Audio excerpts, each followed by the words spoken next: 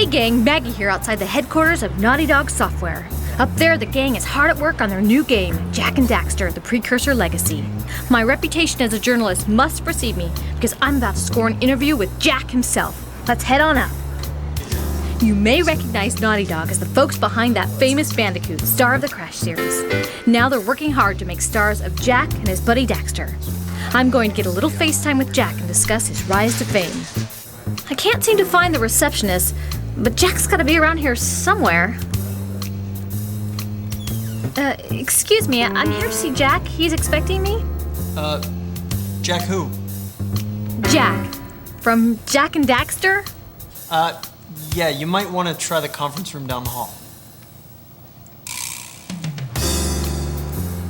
Have you guys seen Jak? I had a couple quick questions for him. Jak is just a CG character, but I can tell you anything you want to know. He's a poly, not a CG character. What's up with you fleshies anyway? Always trying to claim credit for our hard work. Right. Jak's just a little busy right now. But there's some folks in the studio who might be able to answer your questions.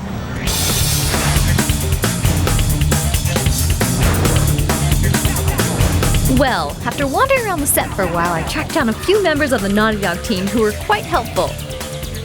They told me a little bit about the adventures of Jak and Daxter. Jak and Daxter is about a couple of friends. They have a tendency to get into a lot of trouble together, and there's one particular time at the start of the game where the two of them are exploring a forbidden place called Misty Island. As Jak and Daxter are exploring Misty Island, they come upon a little vial, a vial of something they don't know what it is. Daxter throws it to Jak. Jak catches it, and as he catches it, it starts glowing. This is part of the magical force Jak has.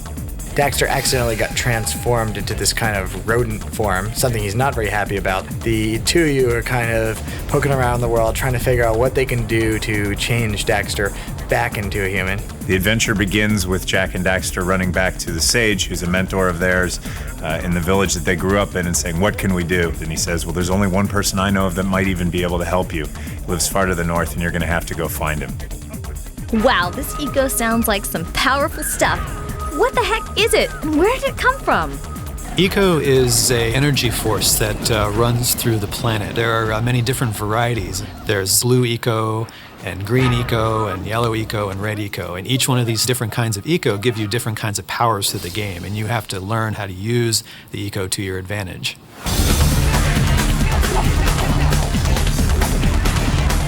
We have dark eco, which acts as a catalyst for all the other ecos. Like blue eco, by itself, you might have some sparks, you'd have static electricity rubbing your feet on the floor or whatever, right? You mix some dark eco in there and you've got a thunderstorm, millions of volts and just incredible power. So, Jak and Daxter leave their village and set off to find an antidote to turn Daxter back into his human form. I'm actually in Sandover Village, which is where you start the game. There's a bunch of huts behind me, as you can see. Those huts are the dwelling place of a lot of the villagers that you'll meet when you first start the game. And all of these villagers generally have something that they want you to do for them, and you can do these quests and tasks and get a power cell in exchange.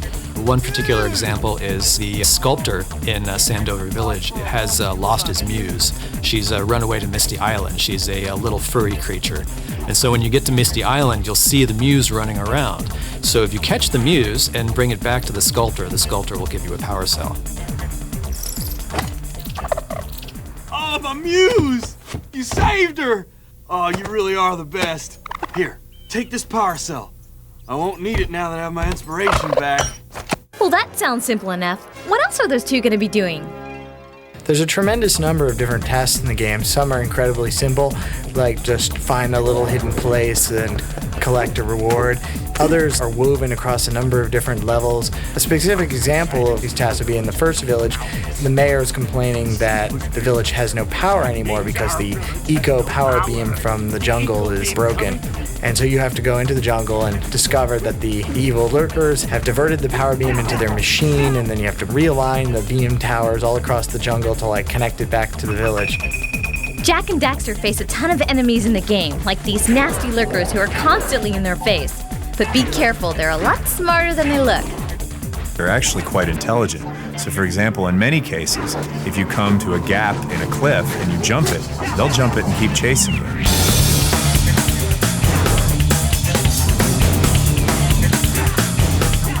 But let's face it, Jack would not stand a chance against all those lurkers without a little help from Samos Hagai, the Green Sage, and his daughter Kayla.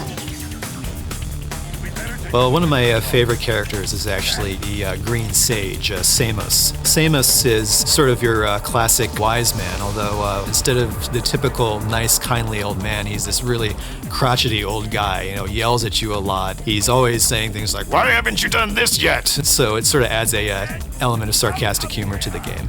Fine. Adventure away then. And while you're out adventuring, why don't you make yourself useful?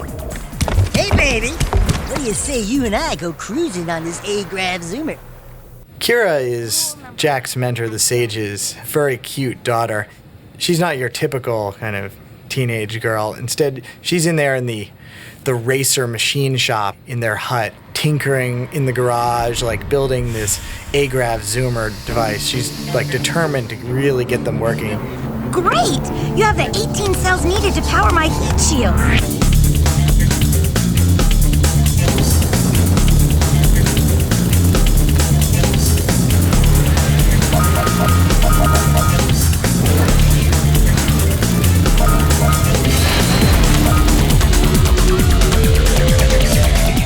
The Naughty Dog team spent a ton of time working on the details of the game to get it looking as good as they can, and it shows. All of the work has really paid off, especially in the animations. We've created kind of a unique system for blending different animations to create smooths between what would be two totally separate animations in most other games now. I'll give you an example of this. If you're running along, you may be halfway in speed between a walk and a run. Well, what our game will do is it'll take the walk animation, it'll take the run animation, and it'll evenly blend between them to create a new frame that represents where your feet would be if you're running at that speed. And if you jump, it'll blend all of those things into the jump and create a new unique frame of animation that represents exactly what you'd be at that time. And what that ends up creating is not infinite, but a humongous number of possibilities, all of which, every single frame, are created just to get the right animation to make him smoothly move in and out of every one of his frames. And that's truly unique. Smooth moves alone mean nothing unless you've got the look to back it up, and these two definitely have the look. The character design process for this game was very challenging for us because we actually have now the capability of creating characters that we always wanted to see on either a video game or an animated feature. And because of that, the level of detail that Jack has is about 6 times greater than what the level of detail that Crash had. So for example, Jack himself is more polygons and is more detailed than the entire screen was in a single frame of Crash. Just Jack. It's not only the main characters that look great, but the entire world really comes to life. The team at Naughty Dog have truly pushed the power of PlayStation 2, creating an absolutely amazing-looking world for Jack and Daxter to explore. One of the things that really sparked my interest is the particle system. The particle system is a very handy thing. It deals with little tiny chunks of stuff that you can sort of assemble together into making a flame or a piece of smoke or maybe ripples or rain. All of the places in the game are really cool.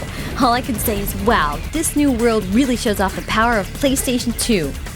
One of my favorite visual effects in the game is when you kind of battle your way up to the top of the tower over there, the one with the rotating disc on it. You can then look down across several levels worth of kind of coastline, and you see your village and the beach, and look on towards the end of the game, and you get this awesome sense of like space, and it's just very dramatic.